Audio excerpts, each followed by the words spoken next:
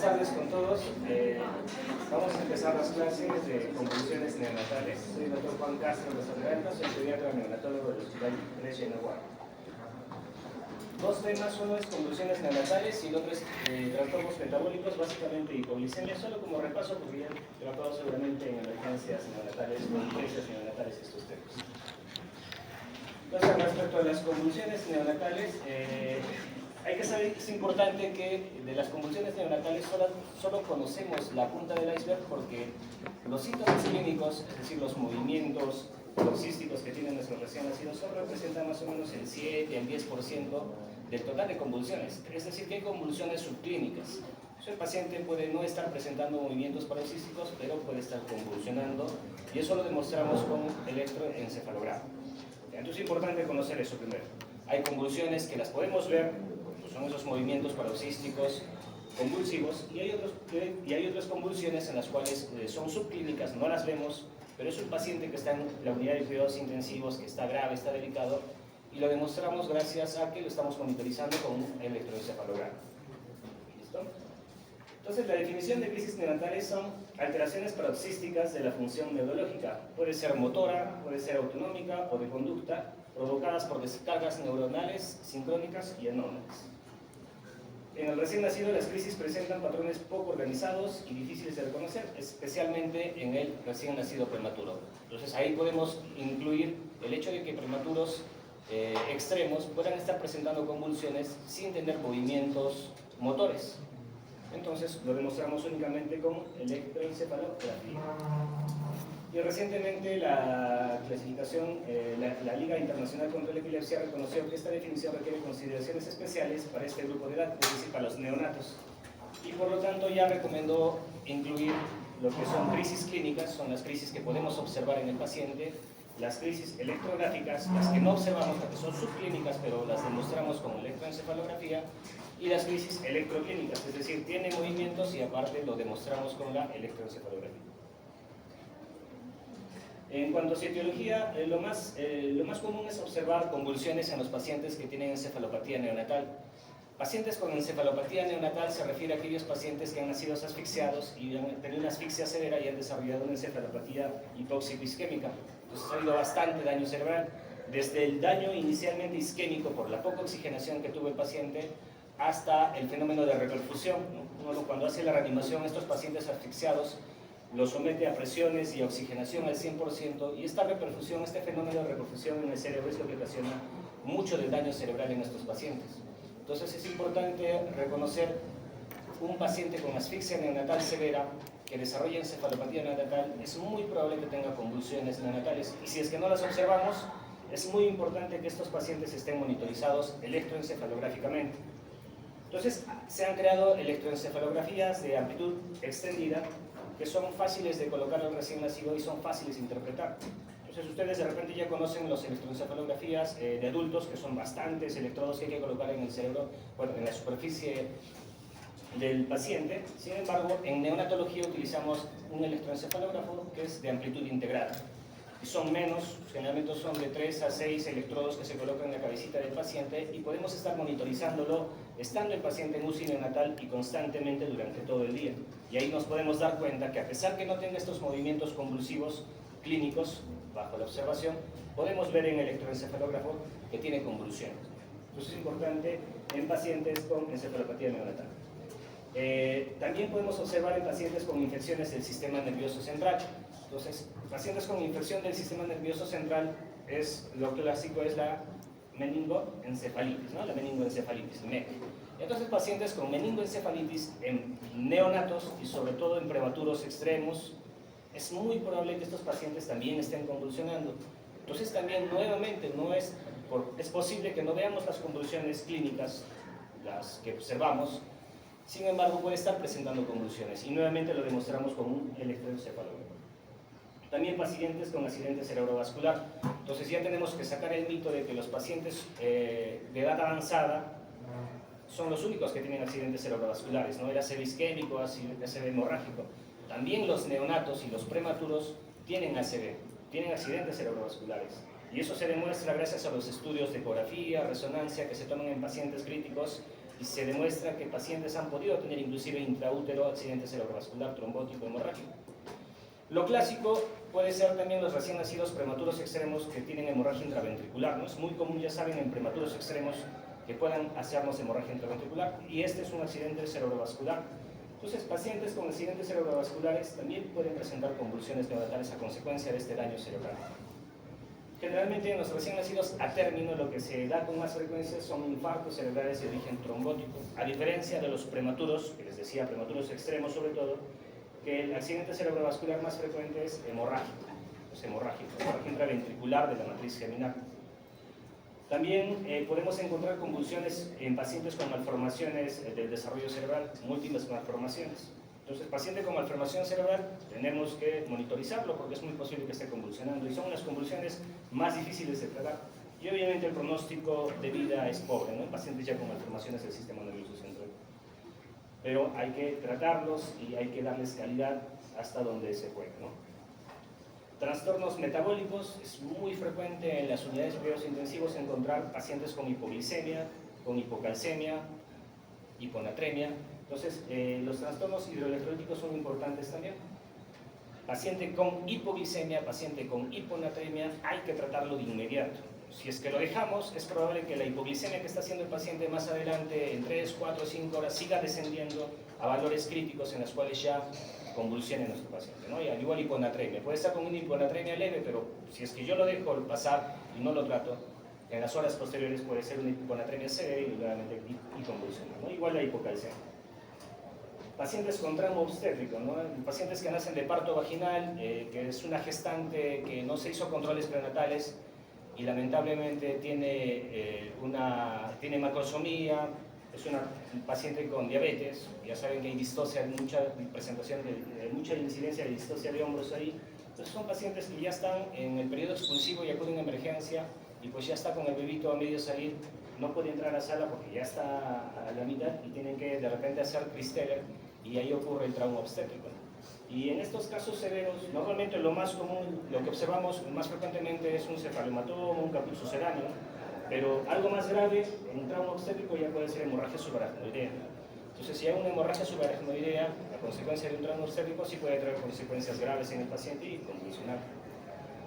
Algo muy raro, eso ya no es frecuente, son los errores innatos del metabolismo, ¿no? Hay pacientes con errores innatos del metabolismo y estos pacientitos los descubrimos descartando todas las demás causas. Son pacientes que ya corregimos glucosa, sodio, descartamos que tenga problemas de malformaciones, que no tienen antecedentes y sigue convulsionando el paciente. Ya lo hemos tratado con fenobarbital, fenitoína, midazolam, y entonces es muy probable que este paciente con convulsiones de difícil control y descartando muchas cosas pueda tener un error innato del metabolismo. Y eso es otro mundo grande para hacer el diagnóstico. Y existen los síndromes epilépticos que antes lo mencionábamos como síndromes epilépticos idiopáticos, no sabíamos la causa, pero sin embargo ya gracias a los avances actualmente se han visto que estos idiopáticos ya tienen una causa y son de causa genética.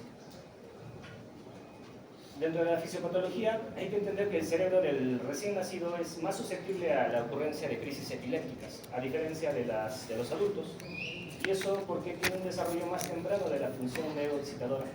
En el cerebro tenemos función neuroexcitadora y su contraparte.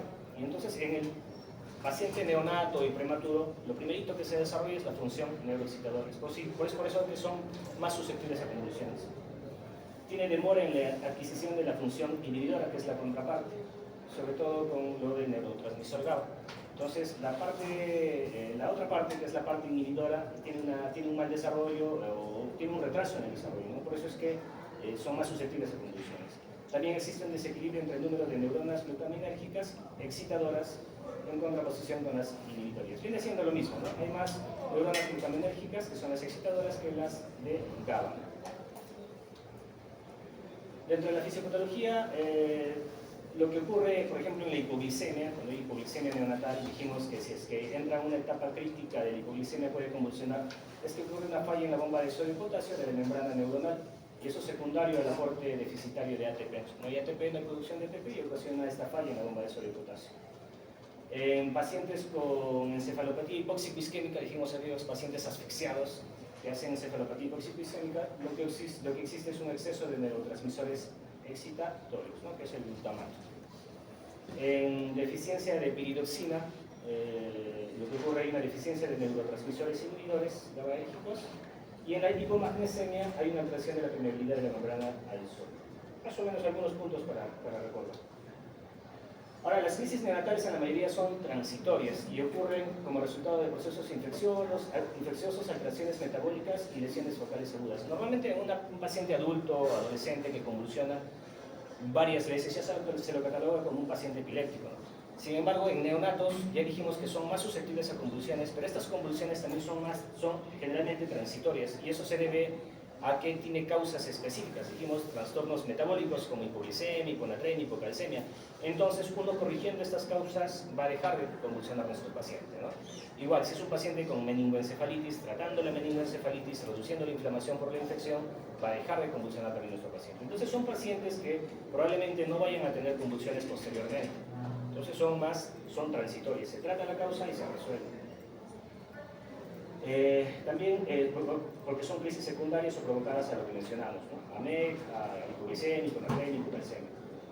Y no pueden ser consideradas como epilepsia, porque generalmente para considerarse epilepsia los consideran como dos o más crisis no provocadas. Es decir, si es que hubiera pacientitos que se corrige la causa de la glucosa, se corrige la hipocalcemia, la hiponatremia, que es la causa que está haciendo que convulsione el paciente, pero aún así sigue convulsionando nuestro paciente más de 2, 3 oportunidades, ya ahí recién nosotros podríamos considerarlo como un paciente que puede estar entrando a epilepsia. Pero son los menos frecuentes. Y tampoco ameritan tratamiento a largo plazo. Yo les decía, se trata la causa y dejan de convulsionar, y es muy probable que no necesite tratamiento posteriormente.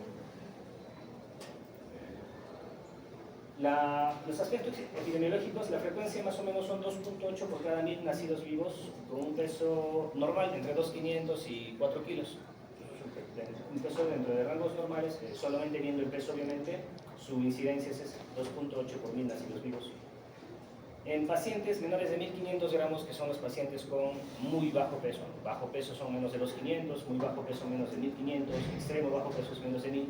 Entonces, en pacientes menos de 1500, que son aquellos de muy bajo peso, la incidencia ya sube más o menos 57.5 por 1000 nacidos vivos.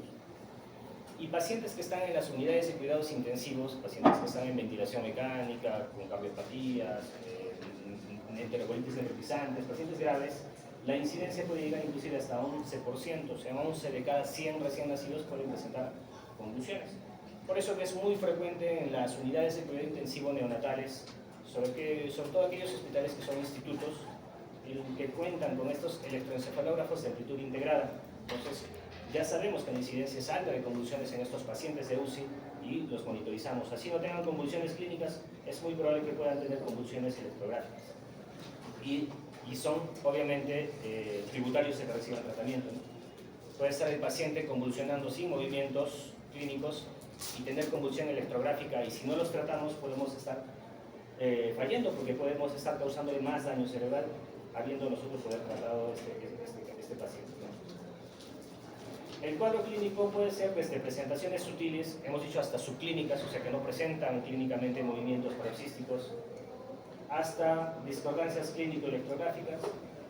Y esto se debe principalmente también porque hay un desarrollo incompleto de los axones y dendritas. Es por eso que todas las convulsiones electrográficas no necesariamente dan una convulsión clínica.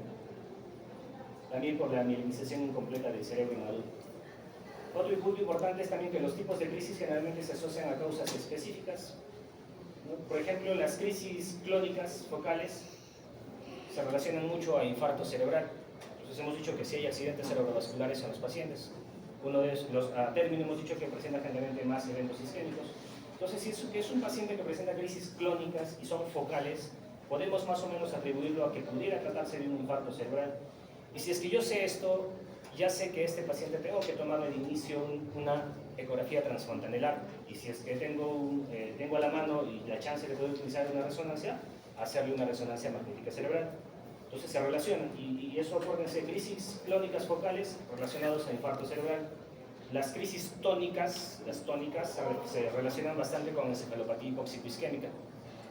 las crisis mioclónicas con problemas, trastornos metabólicos, las crisis secuenciales y espasmos de causas genéticas.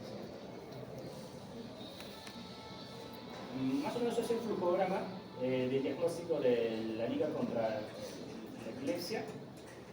Podemos encontrar un paciente críticamente enfermo o con sospecha clínica. Entonces, críticamente enfermo se refiere a aquel paciente que está en la UCI, o con sospecha clínica, que es decir que está presentando movimientos anormales. Entonces, lo que tenemos que hacer de inicio es tratar de corroborar nuestra presunción diagnóstica, hacerle una electroencefalografía continua, la normal, y si es que tenemos la oportunidad de utilizar, es mucho más rápido la electroencefalografía de amplitud integrada. Y podemos encontrar que el paciente no está convulsionando, pues no encontramos alteración electroencefalográfica, pero sí podemos encontrar que nuestro paciente puede estar presentando crisis, y eso lo confirmamos con la electroencefalografía. Con signos clínicos se refiere a lo que podemos observar, ya sea motora, no motora, y algunas que no están clasificadas, y aquellas que no tienen signos clínicos, dijimos que no observamos la convulsión, pero sin embargo, gracias a la electroencefalografía podemos afirmar que este paciente sí está con convulsión. Entonces, dentro de las crisis motoras tenemos los automatismos. Los automatismos se refieren a una actividad motora generalmente cuando hay compromiso de conciencia y semeja un movimiento voluntario, o puede consistir en una continuación de la actividad motora previa que estuvo realizando el paciente. Entonces, muy comúnmente estos automatismos se refieren al parpadeo o al chupeteo. Entonces, hay convulsiones neonatales en las cuales el paciente está aparentemente haciendo una actividad normal, que es el tema de su succión, pero es un chupeteo muy persistente, que uno al tratar de interrumpirlo persiste haciendo este movimiento. Entonces, y podemos también de repente presumir que se trata de una convulsión porque también sus funciones vitales pueden estar alterándose. Puede estar empezando a hacer un poco más de taquicardia, de bradicardia, o de repente desaturando en ese momento. Entonces, son automatismos. Comúnmente se observa estos automatismos en pacientes con encefalopatía hipóxico-isquémica y también en prematuritos. Lo que les decía, son fenómenos generalmente oculares o orales. Entonces, puedo relacionar convulsiones motoras con automatismos con encefalopatía hipóxico-isquémica. Entonces, hay que relacionar.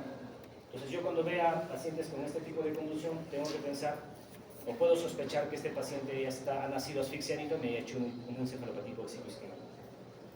O al revés, es un paciente con encefalopatía hipóxico-isquémica, un paciente asfixiado con Apgar bajo, que está en la UCI con ventilación mecánica y empieza a presentar movimientos de chupeteo, es muy probable que sí esté convulsionando este paciente, y la causa más o menos va por ese lado. Las crisis motoras clónicas son las que generalmente son las más observadas en neonatología, ¿no? Generalmente en adultos observamos las convulsiones tónico-clónicas generalizadas. En neonatos lo más frecuente son convulsiones focales, ¿no? O es una manito, o es un piecito, o es el chupeteo, o es el parpadeo. Entonces, algo muy frecuente en neonatología son las convulsiones clónicas. Son las que reconocemos muy fácilmente y son movimientos rítmicos y lentos. Son focales generalmente, pero pueden ser también multifocales y a veces bilaterales en ambos miembros. No alteran generalmente el estado de conciencia del neonato, es decir, el paciente puede estar despierto y estar presentando ese movimiento clónico de un bracito, por ejemplo, y el paciente puede estar aparentemente despierto y conectado. Y se observa generalmente en pacientes con infarto cerebral neonatal o hemorragia intracraneal. Entonces, nos acordaremos, pacientes con convulsiones motoras clónicas, relacionarlo a accidentes cerebrovasculares, pacientes con infarto cerebral o hemorragia. Los espasmos epilépticos son flexiones y extensiones súbitas de los músculos, principalmente proximales y del tronco, y son más prolongadas que las mioclónicas, pero no tan sostenidas como una convulsión tónica.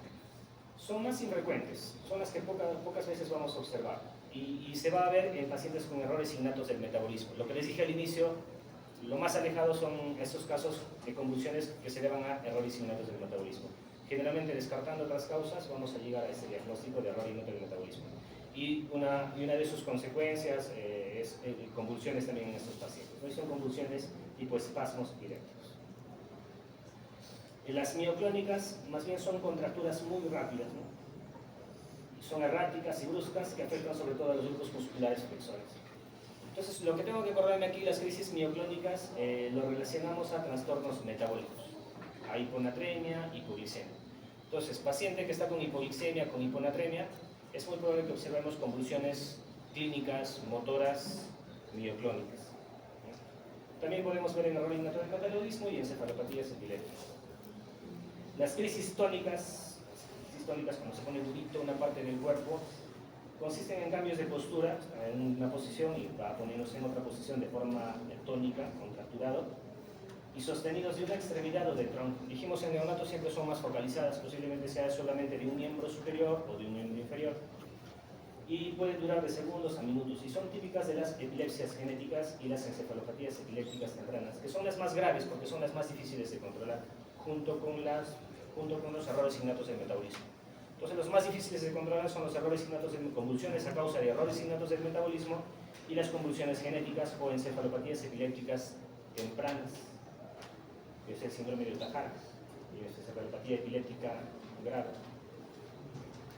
Y crisis no motoras, aquellas que no presentan movimiento, podemos ver autonómicas, las autonómicas, que son alteración de la función autonómica, incluyendo función cardiovascular, pupilar, gastrointestinal, etc. Lo clásico de esto, para no olvidarnos y recordar solamente, es la autonómica, se refiere, por ejemplo, a aquellas convulsiones que se dan con, y observamos el paciente apneico con apneas, ¿no? Entonces, son pacientes que vienen por apnea de causa no específica, no son prematuros, no está infectado, pero está haciendo constantemente apneas. Ya saben que la apnea es el cese de la respiración por más de 20 segundos con compromiso de la frecuencia cardíaca. Y entonces el paciente está presentando apneas y no sabemos la causa. Entonces es muy probable que sean convulsiones autonómicas. Entonces, primero viene con apnea un paciente, lo primerito tengo que ver si es que es prematuro, porque ya saben que por prematurez hacen apneas. No está desarrollado todavía el centro respiratorio, entonces pueden hacer los apneas frecuentemente, sobre todo aquellos menos de 34 semanas. Más de 34 semanas sí es muy raro. Entonces, prematuros tardíos o a término, pensar que es por prematuridad, no. Entonces, apnea, viene un paciente a término con apnea, lo primero que voy a pensar no es convulsión, lo primero que tengo que pensar en un paciente con apnea que viene por emergencia, a término o prematuro tardío, es que esté haciendo un cuadro infeccioso, sepsis tardía, es lo primerito que pienso. Pero si ya descarto que es prematuro, descarto que es infeccioso, lo inmediato que se hace en emergencia es tomar glucosa, sodio, electrolitos, descarto que sea metabólico, es que probablemente esté presentando convulsiones autonómicas. Entonces, las apneas también pueden ser un tipo de convulsión autonómica no motora. Estos se asocian generalmente a hemorragia intraventricular o lesiones temporales o occipitales. Y hay otras convulsiones como los arrestos de conducta, y eso más en niños, ¿no? Observamos detención de la actividad o inmovilización. Pacientes que están conversando y de la nada se quedan idos. Y generalmente son parte de crisis secuenciales. Eso es muy raro. A ver.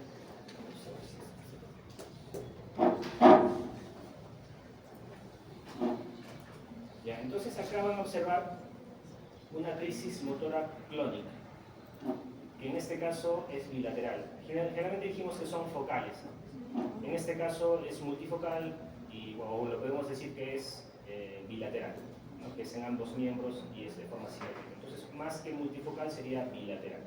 Es una crisis motora clónica bilateral de miembros inferiores y que duró más o menos 10 segundos. Entonces, lo que se observa son sacudidas rítmicas que son simultáneas y algo bruscas de los miembros inferiores. Algo también para diferenciar si es que es convulsión o no es convulsión es sujetarlo como está haciendo ahí. Entonces, normalmente un tremor, porque a veces podemos confundirlo con tremores, cuando los tremores son los temblores finos de los recién nacidos. ¿Ya? Obviamente esto no es un tremor,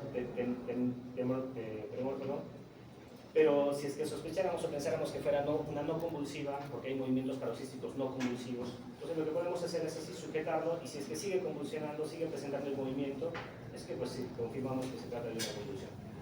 Entonces no se olviden, esto es una crisis motora clónica, que es una de las más frecuentes en neonatología. Y generalmente son focales, en este caso son bilaterales.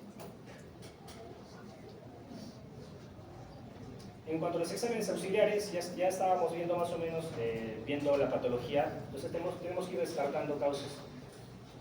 Lo más rápido que podemos hacer en emergencia es tomar su analítica, ver su glucosa si está haciendo hipoglicemia, sus electrolitos a ver si está con hiponatremia, hipocalcemia, hiponatremia, sus gases arteriales, de repente ha estado asfixiado el pacientito o ha presentado un evento asfíxico. El estudio de líquido cefalorraquídeo, si es que pensamos que el paciente está con una neuroinfección, o sea, va a venir con fiebre, con convulsiones, hay que ver la celularidad, la glucosa y la proteína. Entonces, en el estudio de líquido cefalorraquídeo para meningitis pedimos celularidad, es decir, leucocitos principalmente, se puede ver hematíes si es que fue traumático, glucosa y proteínas. ¿Ya? Esas tres cositas siempre cuando sospechemos en infección, en neuroinfección, en meningitis. Celularidad, glucosa, proteínas. Con estos valores es que nosotros vamos a hacer el diagnóstico de MEC posible, MEC probable, MEC confirmada. Ya han hecho seguramente el tema de MEC neonatal. Tenemos que pedir un cultivo si es que estamos sospechando de la meningoencefalitis, y si es que pienso que es una infección viral, una PCR viral. Y de todas maneras siempre se suele guardar muestras de líquido cefalorraquídeo por si es que no encontramos causas y hacer estudios más ampliados para descartar errores innatos del metabolismo. Pues algo de la práctica en las UCIs que hacemos es hacerlos. Se puede usar amonio, lactato, piruvato, pedir un examen completo de orina, a ver si es que hay un foco urinario por ahí, pruebas de función hepática, renal para ver cómo se pasa. En imágenes, lo más rápido que podemos hacer en un paciente en neonatología es una ecografía transfontanelar. Gracias que tiene su fontanela abierta, es que podemos hacer una ecografía transfontanelar y se ve muy claro el cerebrito del recién nacido o del neonato, casi igual que estar mirando una resonancia. A diferencia de una persona, de un niño o de un adulto en el cual ya se cerró la fontanela y no es posible hacer esto. Entonces, en un neonato lo que nos ayuda bastante es la ecografía transfontanelar, para muchas cosas. ¿Ya? Entonces, lo primero es hacer una ecografía transfontanelar. Sin embargo, el gold estándar siempre viene a ser la resonancia magnética cerebral. Y también cuando uno pide resonancia magnética cerebral tiene que pedir alguna secuencia especial. Si es una CV isquémico, pide una secuencia de difusión. Si estamos pensando en un error innato del metabolismo, tenemos que pedir espectroscopía en la resonancia magnética. Si es que vemos malformaciones cerebrales, tenemos que pedir un modo IR. Y angiografía, si es que estamos pensando en una malformación arteriovenosa, una malformación vascular, una trombosis venosa. La electrofisiología, que es lo clave, dijimos que es el punto que nos va a dar el diagnóstico. Lo clásico es el electroencefalograma continuo, en el cual son más de 16 electrodos que se tienen que colocar. Es el modo gold estándar. Y electroencefalográficamente el diagnóstico es el evento paroxístico que presenta con patrón repetitivo y evolutivo con una amplitud mínima de 2 microvoltios y una duración por lo menos de 10 segundos. Uno cuando encuentra esto en un electroencefalograma puede decir que el paciente está con un cuadro convulsivo, una convulsión. Y lo que les decía, lo que tenemos hace algunos años ya en algunos hospitales, acá en Arequipa no lo tenemos, en la maternidad por ejemplo, lo que se cuenta es el electroencefalograma de amplitud integrada. Electroencefalograma de amplitud integrada, que es algo más sencillo y más fácil de colocar al paciente y es más fácil de interpretar. Entonces ayuda mucho a los pacientes que están en unidad de cuidados intensivos para detectar si es que está convulsionando o no. Si es que tiene convulsiones subclínicas, dijimos que no tiene movimientos, pero puede estar convulsionando. Movimientos convulsivos. Las medidas generales se consideran, las crisis neonatales se tienen que considerar emergencia. Ya saben, si es que no trato al paciente con convulsión, puede estar causando que se deteriore más y pueda causar más daño cerebral. Y esto obviamente va a repercutir en su neurodesarrollo. Y se debe identificar y tratar a la brevedad. Las crisis muy frecuentes o muy prolongadas pueden exacerbar lo que les decía, la injuria o daño cerebral y se asocian al desarrollo de epilepsia a largo plazo. O sea, de que un inicio de repente fue de causa por una hipoglicemia y yo no trato la hipoglicemia y el paciente sigue y sigue convulsionando varias veces, ya puede ocasionarle daño cerebral y este daño cerebral sí puede ocasionar que tengan con mayor frecuencia posteriormente convulsiones y eso ya lo podríamos denominar epilepsia. Al contrario que un paciente viene con hipoglicemia y yo lo detecto en emergencia y lo trato, me convulsionó una vez o dos veces de repente porque fue muy grave la hipoglicemia, que no debió ser obviamente, pero lo trato de inmediato, entonces ya no va a presentar ese riesgo de que me haga epilepsia en los años posteriores. Entonces hay que tratarlas de inmediato. Se debe descartar de inmediato hipoglicemia en todo neonato con crisis y tratarse. Entonces lo primerito que hago en un paciente que viene con convulsiones neonatales en emergencia es ver rápidamente la causa. O es hipoglicemia o es hiponatremia. o es hipocalcemia. Es lo más rápido que tengo que hacer porque son causas tratables. Trato la causa y el paciente deja de convulsionar. Obviamente, si es que sigue convulsionando el paciente, se está convirtiendo en un estatus epiléptico, pues hasta que me salgan los resultados no voy a esperar, tengo que tratar. Y ahorita vamos a ver el tratamiento. Pero normalmente hemos dicho que son transitorios. A pesar que tenga hipoglicemia y esté convulsionando el paciente, son segundos de convulsión y deja de convulsionar. Pero ya tomé las muestras y estoy esperando. Algo rápido puedo hacer es tomarle un hemoglucotest, ¿no? Una glucosita capilar del taloncito. Entonces veo ahí cómo está su glucosa. Si está con 10, 15 de glucosa y viene convulsionando, ya sé rápidamente cuál es la causa de la convulsión y lo trato de inmediato. Debe descartarse hipocalcemia también en todos los pacientes con crisis. Entonces, hipoglicemia, hiponatremia, hipocalcemia es lo primerito que tengo que hacer de inmediato en emergencia para descartar. Si es que no hay hipoglicemia, no hay hipocalcemia, no hay hiponatremia o no hay meningitis, lo otro no, viene el paciente con fiebre, con convulsiones, fiebre y convulsiones, a emergencia, un neonato con fiebre y convulsiones, lo primerito que tengo que pensar es que esté con una meningoencefalitis. Lo primerito. Rápidamente, punción lumbar, inicio de antibióticos y si es que está convulsionando todavía el paciente, lo trato. Entonces, pero si es que el paciente no tiene hipoglicemia, no tiene hipocalcemia, no tiene hiponatremia, no tiene meningitis o algunas otras causas obvias, ¿qué causas obvias puede ser? Paciente que ha nacido asfixiado con encefalopatía. Entonces, se debe considerar realizar pruebas terapéuticas con tratamiento. Entonces ya le puse su fenobarbital, fenitoína y sigue convulsionando, entonces hacemos tratamiento mediante prueba terapéutica.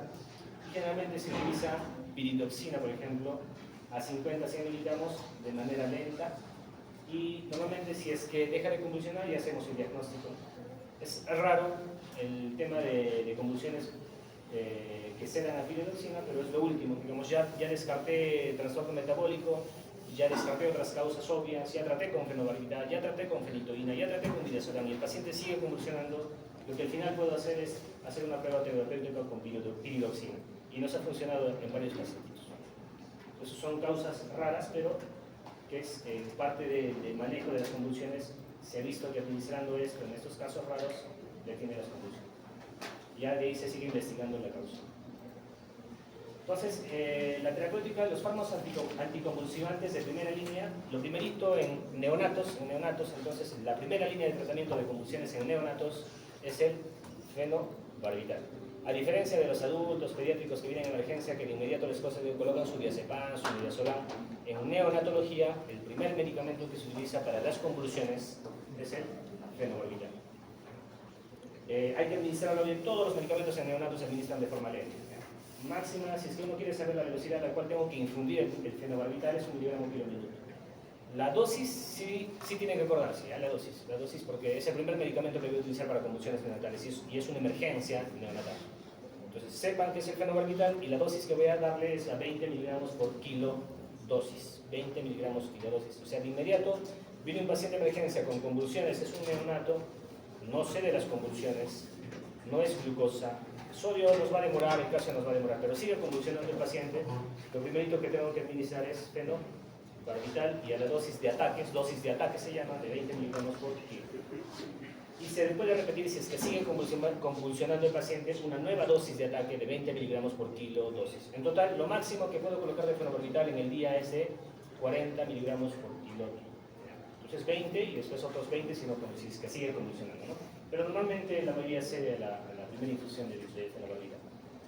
Ya después, a los días posteriores, se le coloca una dosis ya de mantenimiento. Entonces hay una dosis de ataque y una dosis de mantenimiento. La dosis de mantenimiento es de 3 a 5 miligramos kilo día, que se da generalmente cada 24 horas. Puedes darle cada 12 horas, pero la idea es que sea cada 24.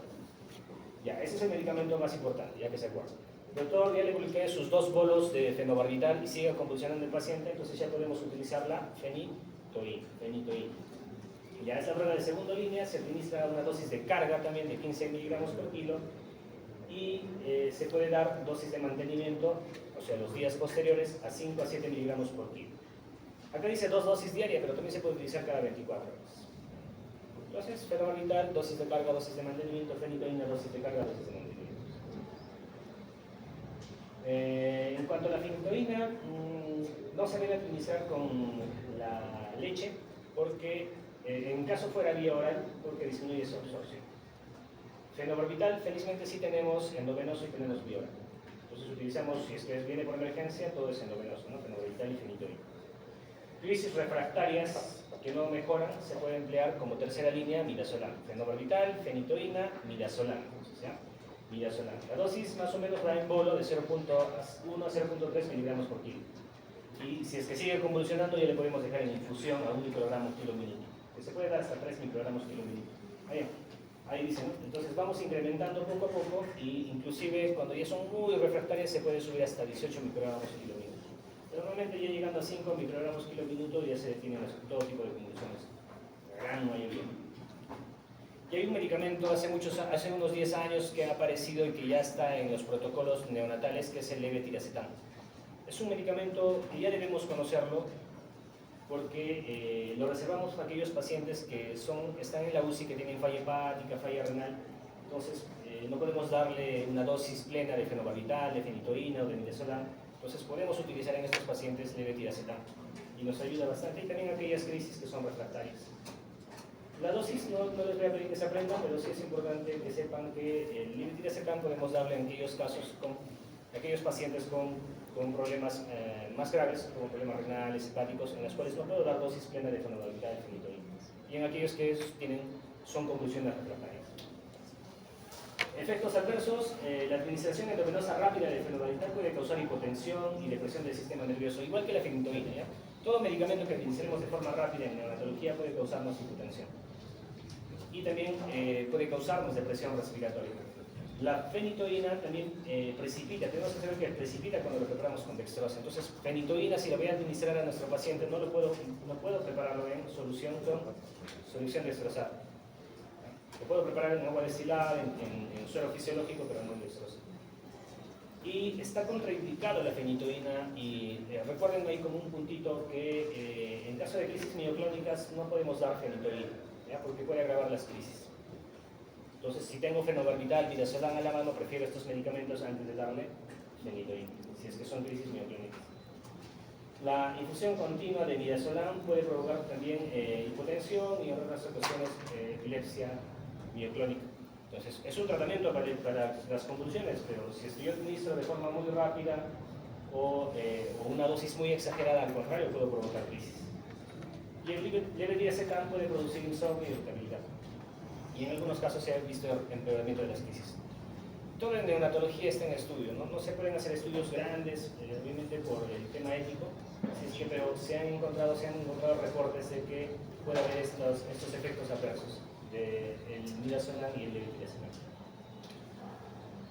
Los criterios para alta: entonces, aquellos pacientes que presentan ya crisis controladas, que tienen un examen neurológico normal, se pide un examen de control, una electroencefalografía de control, y está todo bien, entonces podríamos suspender el tratamiento a las 72 horas, ¿ya? Después de la última crisis que presentó.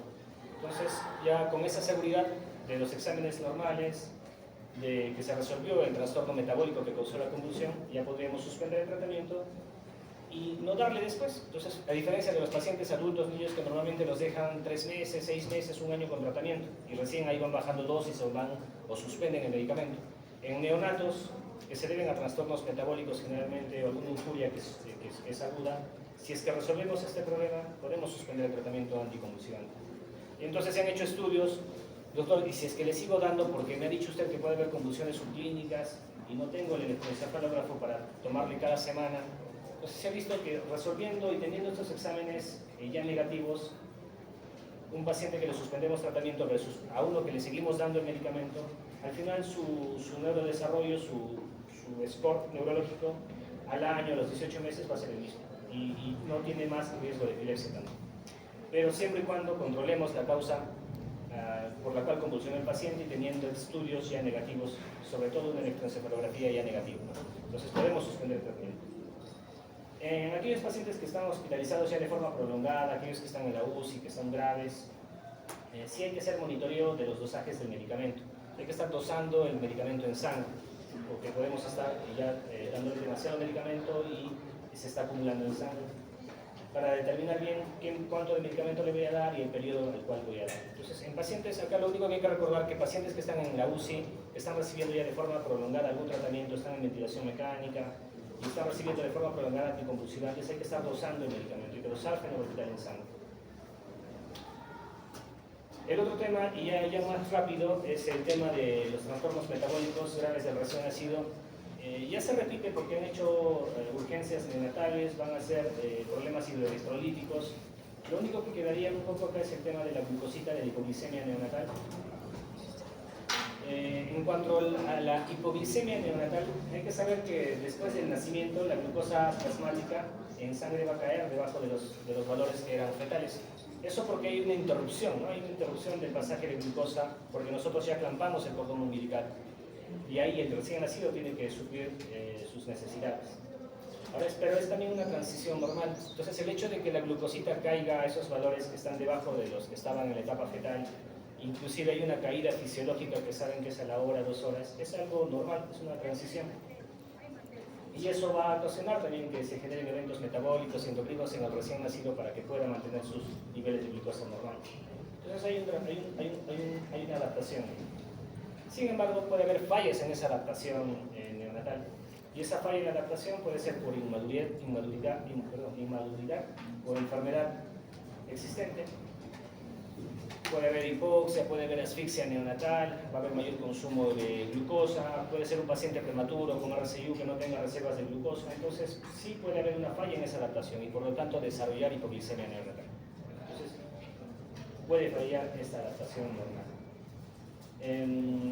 Ahora, respecto a los valores, varios años se han estudiado los valores en los cuales la glucosa, debajo de qué nivel la glucosa puede causarme daño cerebral, puede causarme convulsiones. Hasta el momento no hay un corte en todo el mundo que nos diga este es el corte para nosotros tratar la hipoglicemia para evitar problemas en el recién nacido.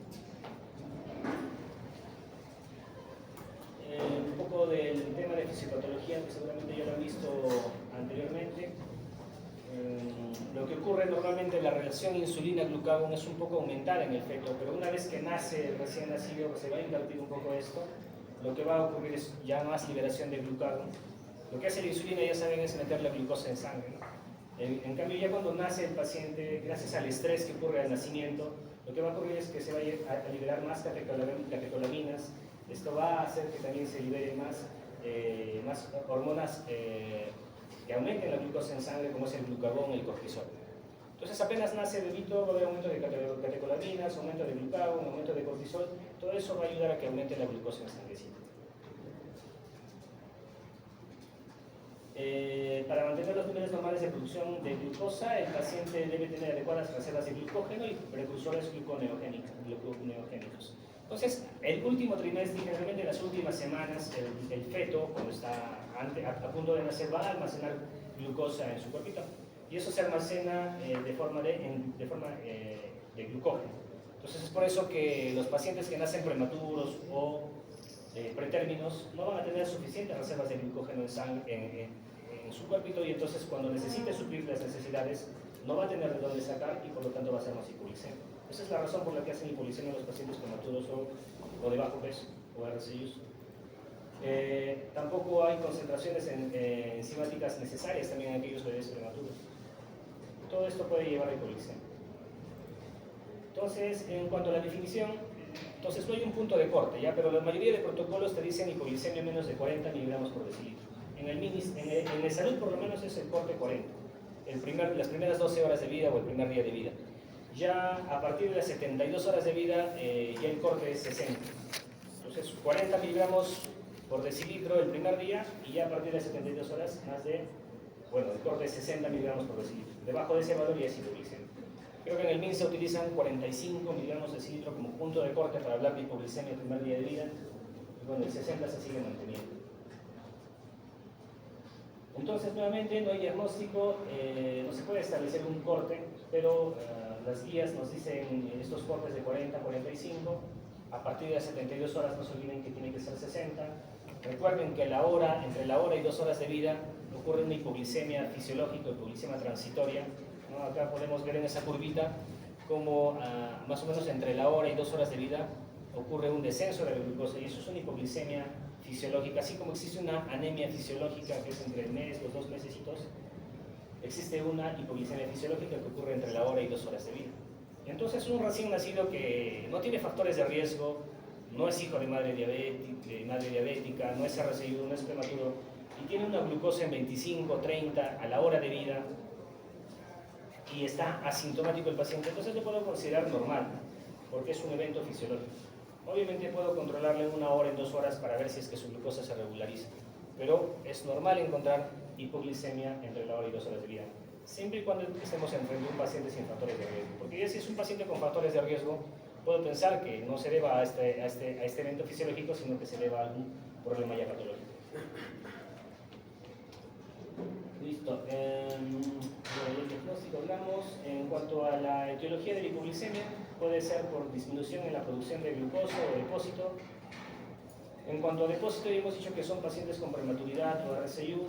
En cuanto a la producción, si es que hay un déficit en la producción de glucosa, son errores innatos en metabolismo, hay ayuno prolongado, hay un consumo en la madre de etanol. En cuanto eso es debido a la disminución de la producción de glucosa o de depósitos. La otra clasificación es por incremento de la utilización de glucosa. Entonces, aquellos, por ejemplo, hijos de madre diabética son bebitos macrosómicos generalmente y que van a tener mayores demandas de glucosa. Entonces va a consumirse muy rápidamente la glucosa que podamos aportarle. Ya saben también que en hijos de madre diabética también va a haber un estado de hiperinsulinismo, ¿no? Y ya saben que la insulina mete la glucosa a la célula y por lo tanto a nivel sanguíneo cuando uno dosa glucosa en sangre va a estar bajo. Entonces, hijo de madre diabética es aquel paciente con hipoglicemia y se debe a un incremento de la utilización de glucosa. Uno por aumento de las demandas y otro por el hiperinsulinismo que puede existir. También en hijo de madre diabética lo encontramos en hiperplasia de las células beta del páncreas y por lo tanto mayor producción de insulina. Lo que les decía, hay un estado de hiperinsulinismo.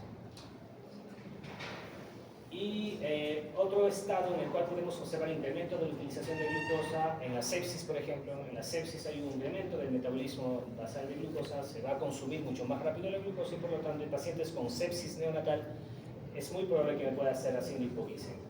Pero como también aquellos pacientes con sepsis en la fase aguda al comienzo, cuando la infección está activa, podemos encontrar hiperglicemia. Entonces en sepsis puede haber hiperglicemia o hipoglicemia. Pero acá hablando de hipoglicemia, uno de los factores que puede causar hipoglicemia es sepsis neonatal. En policitemia, ya saben que en policitemia se debe a que hay un aumento de glóbulos rojos en sangre, por lo tanto va a haber mayor consumo de glucosa, porque hay una masa incrementada de eritrocitos. Pacientes con hipoxia también, habiendo un evento hipóxico isquémico o una asfixia neonatal, va a haber más consumo de glucosa. Ya, esto es lo importante que tienen que acordarse, ¿ya? Toda la fisiopatología y la etiología lo podemos revisar. El tratamiento es importante que recordemos. Uno, el diagnóstico. En hipoglicemia hemos dicho que el corte no está establecido, pero podemos decir que es menos de 40 el primer día. El segundo día podemos inferir que es 50 y a partir del tercer día o 72 horas el mínimo que tenemos que mantener de glucosa en sangre es ¿cuánto? 60, ¿ya? Eso es lo importante. Puede variar un poquito, 35, 45 el primer día, va a depender de la bibliografía, pero en la mayoría de centros hospitalarios utilizan esos valores, 40, 50, 60. 40 el primer día y 60 a las 72 horas. Lo otro que tenemos que saber es el tratamiento. Entonces, 3 cosas importantes en el tratamiento. Podemos encontrar pacientes con hipoglicemia que estén entre valores de 30 a 45 miligramos. Dijimos que hipoglicemia es menos de 40. En este caso está utilizando 45. Entonces, valores entre 30 y 40 o 30 y 45, que esté asintomático el paciente, no tiene síntomas. El tratamiento en este caso es aportarle leche. Entonces les aportamos leche.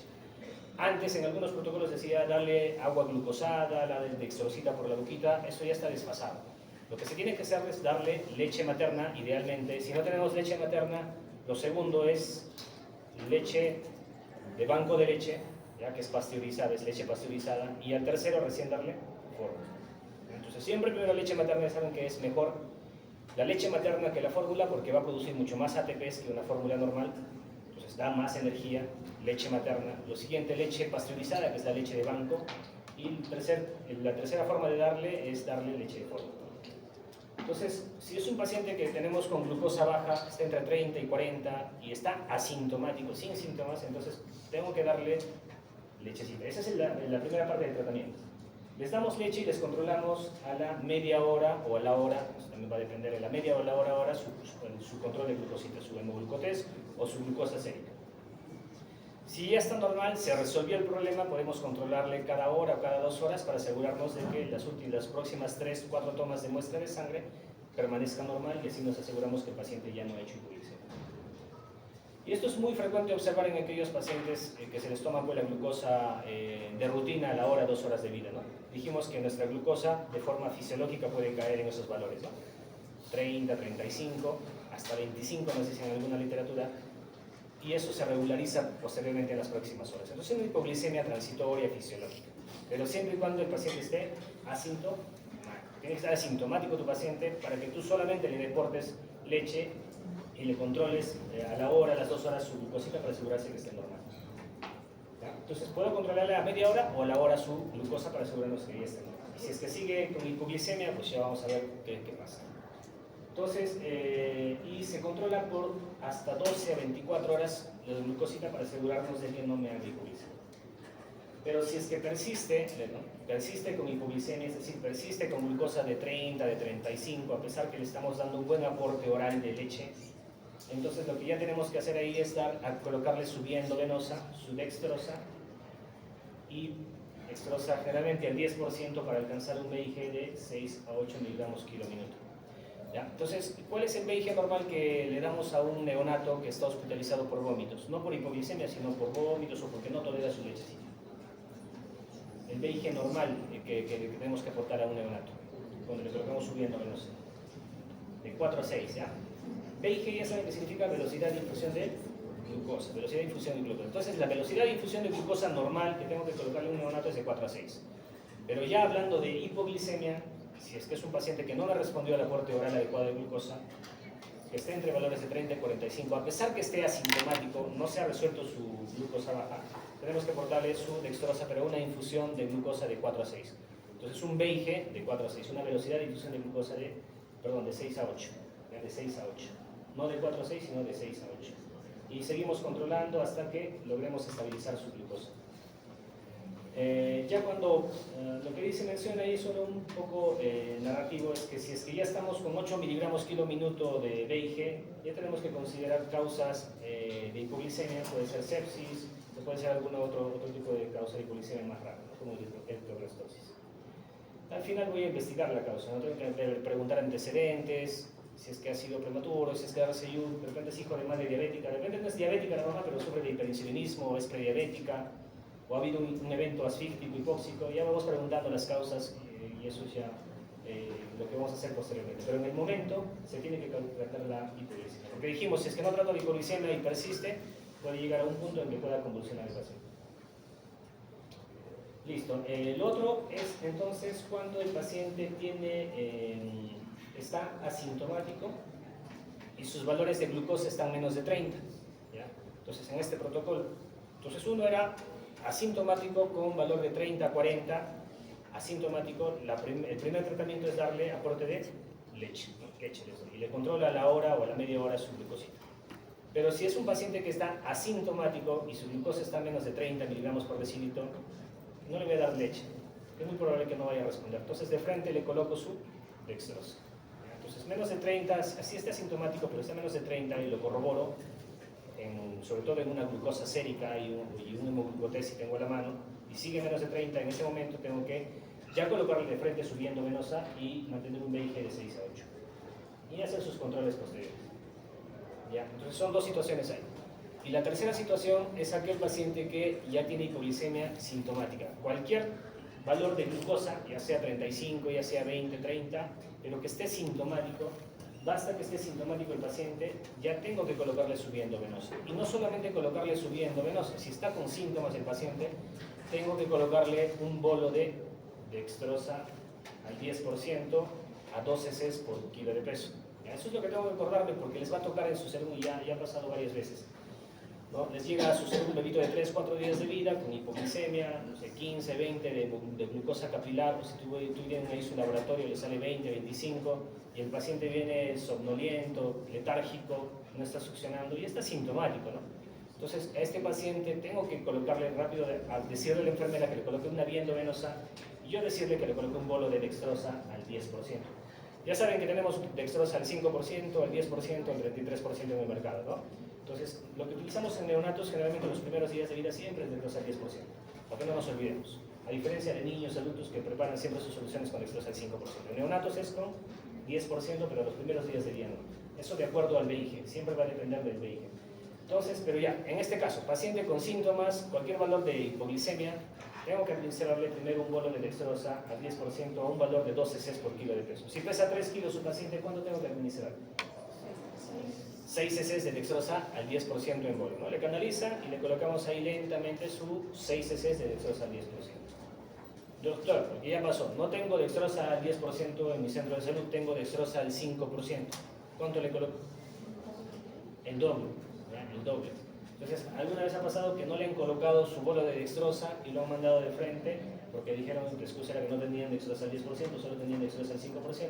Pero pueden inferir porque con una dextrosa al 5% pueden colocarle el doble, ¿no? Eso es un poco más de volumen. Entonces me tengo que acordar acá no el valor de dextrosa si es al 5 al 10%, sino cuánto es lo que tengo que colocarle en bolo. Y entonces lo que tengo que colocarle en bolo es 200 miligramos por kilo. 200 miligramos por kilo. Si tengo dextrosa al 10, será 12 cc por kilo de peso. Si tengo dextrosa al 5%, será 4 cc por kilo. Entonces ahí me acuerdo 200 miligramos por kilo. Eso es lo que tengo que colocarle en bolo. Y en bolo significa en 5 minutos por lo menos, ¿no? Lentito. Si es un paciente a término, no hay mucho problema en colocarle en 2-3 minutos. Prematuros, sí hay que tener mucho cuidado, es más lento. Y después su infusión, su VIG, tengo que mantener, o sea, continúo con la infusión de dextrosa, pero a un VIG de 6 a 8. 6 a 8. La literatura siempre va a variar, no está nada bien establecido en cuanto a hipoglicemia, tratamiento, cuándo tratar, cuál es el valor de corte. Ya, pero para no olvidarnos. 40 el punto de corte de hipoglicemia 24 horas, 60 a las 72 horas, VIG para mantener sus niveles de glucosa normales. Cuando ya estamos tratando de hipoglicemia, el VIG tiene que estar siempre entre 6 y 8, entre 6 y 8. Va a depender, si fue asintomático, de frente su dextrosita y su infusión a 6 y 8, pero si es sintomático, primero su bolo de dextrosa a 200 miligramos por kilo y ahí mantengo su VIG de 6 a 8. El control a la media hora, a la hora. Generalmente lo que hacemos nosotros en el salud es a la hora de ir. Le encontramos a la hora de iniciar la infusión. A la hora le tomo su glucosita y persiste bajo, sigue bajo su glucosa del valor corte que en el momento se encuentra el paciente. Y entonces tengo que ir aumentando de 1 a 2 miligramos por kilo día su VIG. Entonces de repente estaba con 6 miligramos por kilo día de VIG. Lo que tengo que hacer, si es que sigue con hipoglicemia, le aumento un poquito más, 7 miligramos por kilo día. Sigue con hipoglicemia a la hora y voy aumentando. Ya no le mantengo 1, sino 2. Máximo de 1 a 2 tengo que aumentar cada vez que vaya a variar su VIG. O sea, la preparación vamos variando de 1 a 2 miligramos kilo día. Ya saben el VIG, ¿cuál es la formulita del VIG? Concentración de dextrosa por volumen kilo día que le estoy pasando, por el volumen kilo día que le estoy pasando al paciente entre... No es por ciento. De frente es entre 144. ¿Ya? Concentración de dextrosa por el volumen kilo día que le estoy pasando al paciente entre 144. Ahí lo que de repente se están equivocando es el volumen kilo día. Es volumen kilo día. Ya saben el requerimiento, entonces para esto también tengo que saber cómo yo voy a prepararle la dextrosa al paciente. Tienen que saber cuál es su requerimiento hídrico diario del paciente, ¿no? Más o menos el primer día, ¿cuánto es su requerimiento de agua del paciente? 60 cc kilo día, ¿no? 60 cc kilo día. Y cada día que pase, si es que es endovenoso, va aumentando de 10 en 10. Y si es vía oral, va aumentando de 20 en 20, ¿no? 60, 80, 100, 120. Si es vía endovenoso, 60, 70, 80.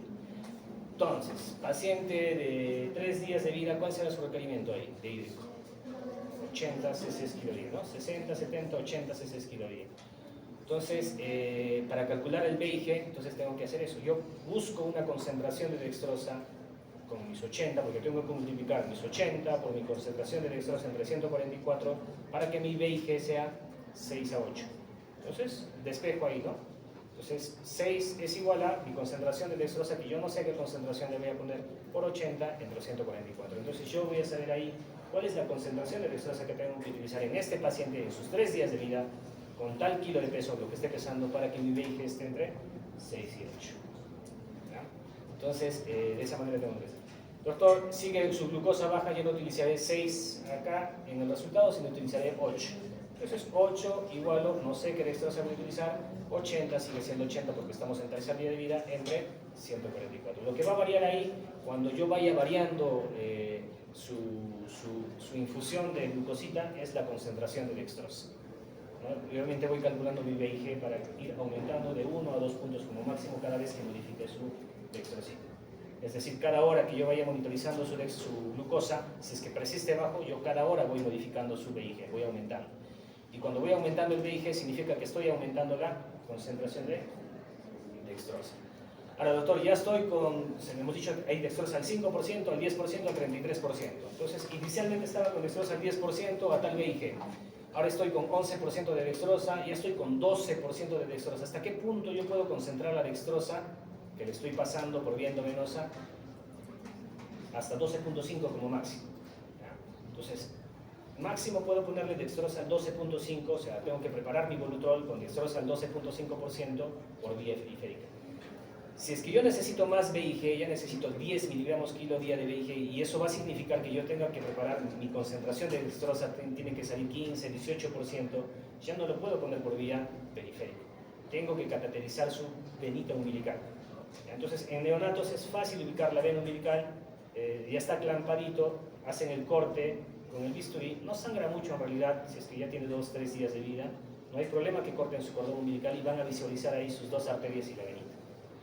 Visualizan la vena, la que está más colapsada, la más grande, e introducen una sonda orogástrica. No tenemos catéteres en todo lado, pero lo que tenemos a la mano siempre y en su serum van a tener es un catéter, una sonda orogástrica. Una número 6, una sonda orogástrica número 6 que siempre tienen a la mano, colocamos e introducimos 5 centímetros nada más. Entonces introducen 5 centímetros y fijan ahí con su hilito, hacen su caretita, fijan para que a través de esta sondita orogástrica yo administre mi dextrosa, que ya voy a necesitar una concentración más de 12.5%. Entonces, doctor, no puedo utilizar una dextrosa, una preparación de una dextrosa al 18%, al 20% por vía periférica, porque voy a quemarle la venita y voy a causar una flebitis, y si es que la venita revienta, voy a causar un daño celular, inclusive puede causar una necrosis celular, y eso es peligroso. Entonces, máximo puedo concentrar la dextrosa en vía periférica hasta 12.5%, mi preparación de dextrosa. Lo que nos salga del BIG va a depender del día de vida que tenga el paciente. Ya, máximo 12.5%. Listo. Entonces, normalmente más concentración de dextrosa vamos a utilizar en aquellos pacientes que tengan mucho más riesgo de hipoglicemia, como aquellos pacientes de madre diabética que estén con hipoglicemia. Ahora, viene el paciente con convulsiones. Entonces, está con hipoglicemia, está somnoliento, está letárgico, pero aparte ya está convulsionando. Dijimos que hay un nivel en el cual la hipoglicemia puede causar convulsión en el neonato. Entonces, está convulsionando el paciente y está hipoglicémico. Entonces, lo que tengo que administrar ahí es un bolo, ya no de 12 cc por kilo de peso de dextrosa al 10%, sino 4 cc por kilo de peso de dextrosa al 10%, que viene a ser 400 miligramos por kilo.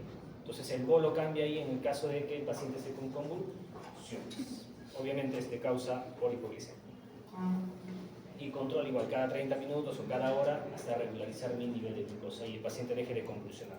Es una causa prevenible, entonces, apenas trate el tema de la glucosita, deja de convulsionar el paciente. Que es lo más rápido que puedo hacer. Entonces no necesito darle fenobarbital de inicio. Ya sé que está con glucosa baja, lo que no es darle fenobarbital, sino corregir rápidamente su hipoglicemia. De inmediato estoy infundiendo su bolo de 4 cc por kilo de peso de dextrosa al 10%, a los segundos, al minuto ya está dejando de convulsionar el paciente. Listo. Eso es lo más importante. Es lo que tienen que saber respecto a su tratamiento.